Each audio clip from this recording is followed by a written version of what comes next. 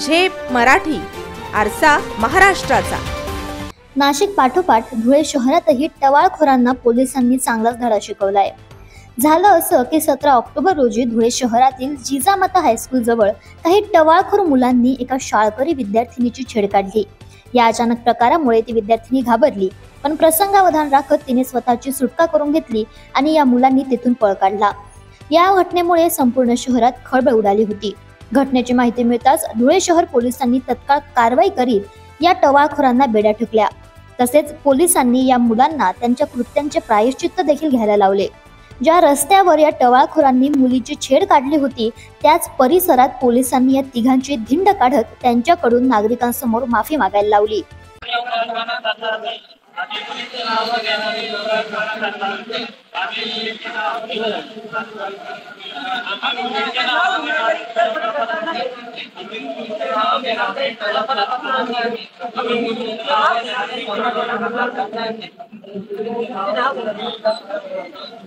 या घटनेनंतर परिसरातील नागरिकांनी पोलिसांच्या या कारवाईचे कौतुक केले आहे। प्रतिनिधी कार्तिक सोनवणे, झेप मराठी, धुळे।